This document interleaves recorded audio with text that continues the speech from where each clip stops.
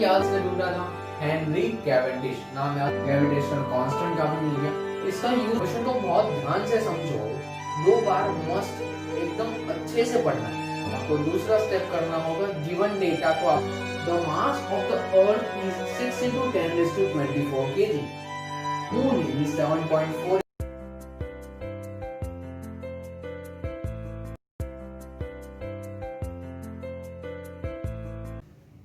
Hello everyone, how are you all?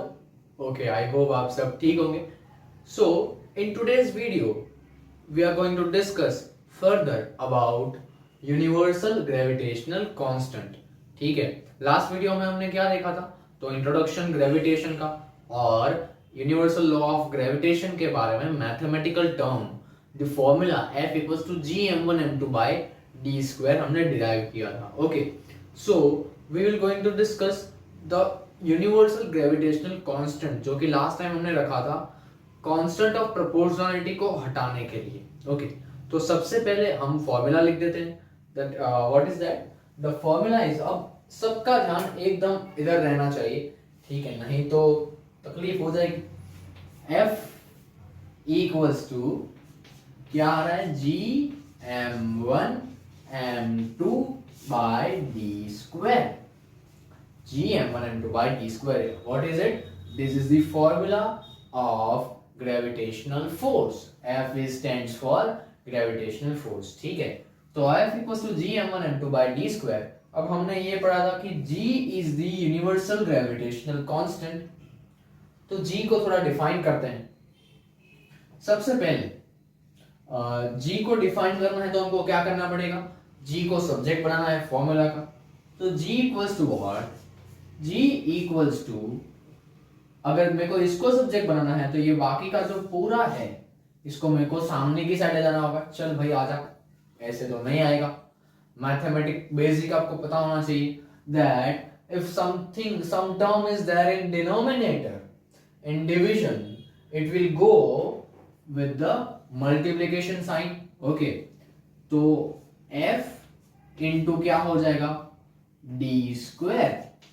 और ये m1 m2, if there is some term which is in multiplication it will go in the division, ये हमको पता ही है। Okay, division में जाएगा। अगर साइड चेंज हो रहा है तो साइन भी चेंज होगा। मल्टीप्लाई है तो डिवाइड हो जाएगा, डिवाइड है तो मल्टीप्लाई। अरे वाह, सबको आता है। तो ये फॉर्मूला मिल गया मेरे को G का, that is F into d² by m1 m2। अगर आपको G फाइंड करना है तो आप कर सकते हो, बट आपको नहीं करना है। क्यों नहीं करना है? तो एक फिजिसिस्ट थे जिनका नाम था हेनरी कैवेंडिश। क्या नाम था? Henry Cavendish. तो हेनरी कैवेंडिश ने G की फॉर्मूला फाइंड कर दी थी, and that is equal to G equals to 6.673 into 10⁻⁻11। ठीक है, 10⁻⁻11। तो इसका यूनिट क्या होगा? कितने? ये मीटर में है, किलोमीटर में है, किस में है?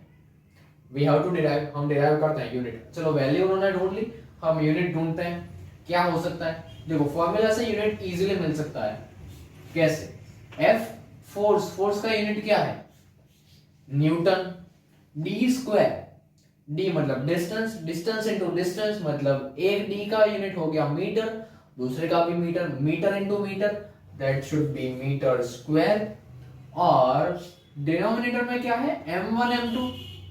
What is m1 and m2? m1 and m2 is nothing but masses of the object, that's why it should be in kilogram, it also should be in kilogram। तो kg into kg equal to kg square। ठीक है, तो G का unit होगा 6.673 into 10⁻⁻11 newton into metre square पर kg²। ठीक है, आपको ये याद रखना होगा, न्यूटन इनटू मीटर स्क्वायर पर kg²। अगर यूनिट याद नहीं रहता है तो फॉर्मूला याद रखो, फॉर्मूला से आप बना सकते हो। अगर यूनिट याद रह गया तो यूनिट से फॉर्मूला भी बना सकते हो। दैट न्यूटन किसका यूनिट है? फोर्स का। मीटर स्क्वायर में मतलब मीटर का स्क्वायर, मीटर इंटू मीटर मतलब d इंटू डी, तो इधर d² आएगा। KG square, KG into KG, mass into mass. Very good, बहुत ही होशियार है सबके सब। तो ये मिल गया हमको जी का वैल्यू, किसने ढूंढा था? Henry Cavendish. नाम याद रखना, 1 मार्क्स में शायद आ सकता है। तो अभी ये फॉर्मूला जो हमको मिला है, एक तो ग्रेविटेशनल फोर्स का मिल गया, ग्रेविटेशनल कांस्टेंट का भी मिल गया। इसका यूज करके एक न्यूमेरिकल सॉल्व करते हैं, ओके, कि हमको आता है या नहीं, ये फॉर्मूला राइट है या नहीं। ठीक है, so let's go with it. First of all come here, this is a question. कोई भी न्यूमेरिकल अगर सॉल्व करना है साइंस में, कोई भी न्यूमेरिकल सॉल्व करना है, what is the first step? First step is to read the question carefully. Question को बहुत ध्यान से समझो, 2 बार मस्ट एकदम अच्छे से पढ़ना है। ठीक है, मिनिमम 2 टाइम्स क्वेश्चन को पढ़ना है, भले ही पहली बार में समझ आ जाए। तो 2 बार पढ़ने के बाद ही आपको दूसरा स्टेप करना होगा, गिवन डेटा को आपको नोट डाउन करना है। तो पहला स्टेप करते हैं। Question is the mass of the earth is 6 into 10⁻24 kg। Question में पूरे अर्थ का मास दिया है, इतने बड़े अर्थ का मास दिया है, कितना है? 6 into 10⁻24 kg, मतलब 6 के पीछे 24 zeros लगा दो, उतना होगा। And that of the moon is 7.4 into 10⁻22 kg। Moon का भी मास दिया है, और वो कितना है? 7.4 के पीछे 22 zeros लगा दे, उतना। चलो, मून और अर्थ का मास दे दिया, आगे क्या करना है उनका? The distance between the earth and moon, if the distance between the earth and the moon is 3.84 into 10⁻5 kilometre, मतलब मून और अर्थ के बीच का डिस्टेंस कितना है? 3.84 into 10⁻5 kilometre. Calculate the force exerted by Earth on the moon. Okay, आपको क्या find करना है? आपको अर्थ जो है मून पे कितना फोर्स लगा रहा है। क्यों अर्थ ही मून पे फोर्स लगा रहा है? सोचो, जस्ट बिकॉज अर्थ का मास ज्यादा है, वो ज्यादा पावरफुल है, अर्थ का मास ज्यादा है compare to moon, that's why moon भी फोर्स तो लगा रहा ही है according to universal law of gravitation. दोनों एक दूसरे पे फोर्स लगा रहे हैं, पर ज्यादा किसका है? अर्थ का है। क्यों? क्योंकि फोर्स किस पे डिपेंड करता है? डायरेक्टली मास पे डिपेंड करता है। ओके, ये कब याद होगा? जब आपको फॉर्मूला याद होगा। तो let's write down the formula first. F equals to gm1m2/d²। ये फॉर्मूला है, हमको पता है। अब गिवन डेटा को नोट डाउन करना है। हमारे पास जगह कम है, तो हम सीधा क्वेश्चन में नोट डाउन कर रहे हैं। ये क्या दिया है? Mass of earth. ये क्या है? Mass of moon. ये क्या है? Distance between moon and earth. Sir ने बोला था यूनिवर्सल लॉ ऑफ ग्रेविटेशन, वो दोनों चीज कोई भी हो सकती है। और देख लो, वो कोई भी दोनों चीज क्या ली है इन्होंने? एक मून लिया और एक अर्थ लिया। ठीक है, तो हमको उसके लिए कैलकुलेट करना है कि उन दोनों के बीच में कितना ग्रेविटेशनल फोर्स अप्लाई हो रहा है, कि अर्थ मून को अपने ऑर्बिट में बांध के रखने के लिए कितना फोर्स लगा रहा होगा। कैलकुलेट करते हैं। अब ये जी की वैल्यू भी उन्होंने दी है। ठीक है, तो देख लो 6.67 into 10⁻11 newton into metre square पर KG square. Let's apply the all the values in the formula. Okay, put the value and you will get the answer. Let's do this. First of all, ये क्या है? G है, इसकी value है 6.67 into 10⁻11 newton into metre square पर KG square. अब एक ध्यान रखो, इधर क्या है? मीटर स्क्वायर है, तो और इधर डिस्टेंस दिया है किलोमीटर में, मतलब कि ये गलत है। आप सीधा यही वैल्यू नहीं रख सकते, you must have to convert this value in metres. सारे यूनिट्स तो सेम होने चाहिए। फॉर्मूला, एक ही फॉर्मूला के अंदर अलग अलग यूनिट्स एक ही चीज के नहीं रख सकते। तो we will put this value after converting it into metres. याद करवाना मेरे को, ठीक है, गलती ना हो जाए। तो जी की वैल्यू रखते हैं सबसे पहले 6.67 इंटू 10⁻11। m1 उसको रखते हैं अर्थ, तो अर्थ का है 6 इंटू 10⁻24। m2 वो है 7.4 इंटू 10⁻²², ठीक है। और उसके बाद d square, d is what? D is the distance between two objects and that is 3.84 into 10⁵ kilometre. अब किलोमीटर से मीटर करना है, किलोमीटर से मीटर करना है, क्या करना है? किलोमीटर से मीटर। तो आपको पता होना चाहिए 1 kilometre equals to 1000 meters. It means 10⁻³ meters. 1 kilometre equals to 10⁻³ meters है। मतलब अगर आपको 3.84 into 10⁵ को मीटर में कन्वर्ट करना है, you have to multiply it by 10⁻³ Okay, so we are going to do this. 3.84 into 10⁵ है। अब सोचो 10⁵ into 10⁻³, if there is a base is same, the power will be summed up, ठीक है। तो इधर 5 plus 3 कितने हो जाएंगे? 8। अब ये एक बार d हो गया, सेकेंड टाइम p करना है, why? Because there is square of the d। 3.84 into 10⁸, ठीक है, ये कर दिया। अब इतना बड़ा टर्म आ गया, इसको सॉल्व कैसे करेंगे? सर कैलकुलेटर चाहिए, नहीं यूज करना है, उसको थोड़ा हम कॉम्पैक्ट कर देते हैं, शॉर्ट करते हैं, ठीक है। कैसे? ऐसा टर्म जब भी बनता है, फर्स्ट स्टेप आपको क्या करना है, जितने भी 10 वाले पार्ट हैं, ठीक है, उनको सबसे पहले एक साथ ले लेना है और बाकी के एक साथ। तो बाकी के वैल्यूज कौन सी हो जाएगी? 6.67 इंटू 6 इंटू 7.4 इंटू 10 की पावर अभी कैलकुलेट करते हैं, डिवाइड बाय 3.84 इंटू 3.84 इंटू 10 की पावर कैलकुलेट करते हैं। तो चलो, ये -11 हो गया, 24 हो गया और 22 हो गया। इसको सॉल्व करते हैं। तो -11 प्लस 24 प्लस 22 कितना हो रहा है? देखो, -11 प्लस 22 ये हो जाएगा 11 प्लस 24 34 एंड 35। तो इधर मिलेगा हमको 10⁻35 और नीचे कितना है? 10⁸8 and 10⁸8, it should be 10⁻16।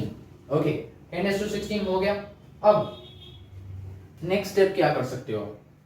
तो ये जो नीचे वाला है 10⁻16, इसको अगर आप ऊपर ले जाओगे तो ये क्या बन जाएगा? 10⁻−16, ठीक है। इसकी पावर क्या हो जाती है? प्लस से होके सीधी माइनस हो जाएगी। ये कर दिया। अब 35 - 16 बहुत ही सिंपल है। 35 - 16, तो 35 में से 16 जाएंगे तो कितने बचेंगे? 30, 20 और 1, मतलब -19 बचेंगे। तो नेक्स्ट टर्म हम लिख सकते हैं कुछ ऐसा, 6.67 into 6 into 7.4 into 10⁻19 divide by 3.84 का स्क्वायर। ओके, तो अब ये जो आ गया, ये वाले टर्म को तो आप आराम से कैलकुलेट कर सकते हो। तो ये आराम से करने के लिए सबसे पहले आपको इनको अलग कुछ ऐसे ही करना था। 10 वाले टर्म्स को अलग करके उसको सॉल्व कर दो पहले, बाद में उसको कॉम्पैक्ट करके कितना, ये देखो 1 2 3 4 5 टर्म्स को कॉम्पैक्ट करके हमने कितना ला दिया? सिर्फ 1 ला दिया। तो कैलकुलेशन इजी हो जाएगा, मिस्टेक्स होने के चांसेस विल बी डिक्रीज्ड। तो इसको सॉल्व कर सकते हो और आपका आंसर आ जाएगा। और आंसर आप ढूंढ क्या रहे थे? फोर्स का यूनिट क्या होता है? क्या होता है? वेरी गुड, फोर्स का यूनिट होता है न्यूटन, ठीक है। फोर्स का यूनिट क्या होता है? न्यूटन। तो जो भी आंसर आएगा, that much amount of force will be applied by Earth on the moon to bound it in that orbit, that particular orbit, ठीक है। तो मून को बांध के रखने के लिए, गोल घूम रहा है तो कहीं और चला ना जाए, वापस ना लाना पड़े, वो जाए ही नहीं, वैसे घूमते रखने के लिए अर्थ इतना ज्यादा फोर्स मून पे अप्लाई करता है, ठीक है। इतना ज्यादा फोर्स मून पे अप्लाई करता है। तो ये फोर्स आप सोच सकते हो कि कितना ज्यादा हो सकता है, और we can't even feel it. और इससे भी कहीं ज्यादा फोर्स सन अर्थ पे अप्लाई कर रहा है। यू कैन कैलकुलेट, अगर आपको कहीं से ये देखो अर्थ का मास तो है, आपको और दो चीजें चाहिए, सन का मास चाहिए और सन और अर्थ के बीच का डिस्टेंस चाहिए। अगर आप मिल जाता है वो, तो you can find it for sun and earth. तब पता चलेगा कि सन अर्थ पे कितना फोर्स लगा रहा है, ठीक है। तो तब पता चलेगा इतना बड़ा फोर्स और हम उसको फील भी नहीं कर सकते। सोचो क्रिएशन कितना इंटरेस्टिंग है। ऐसी बहुत सारी चीजें हैं जो हम समझ ही नहीं पा रहे हैं अभी तक।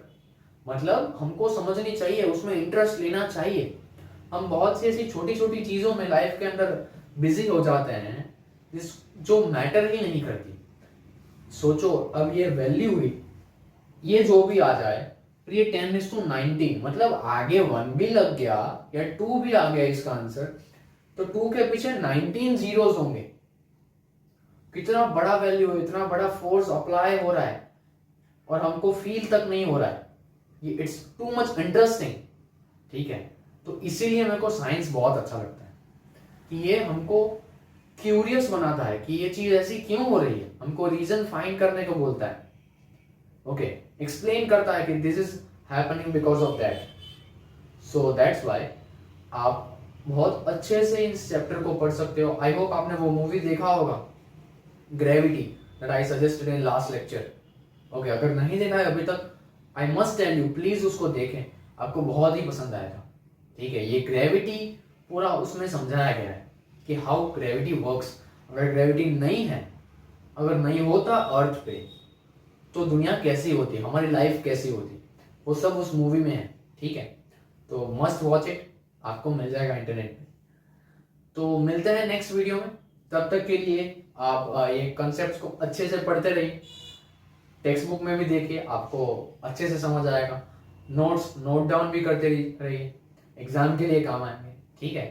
तो we will meet soon in the next video. Take care, bye bye.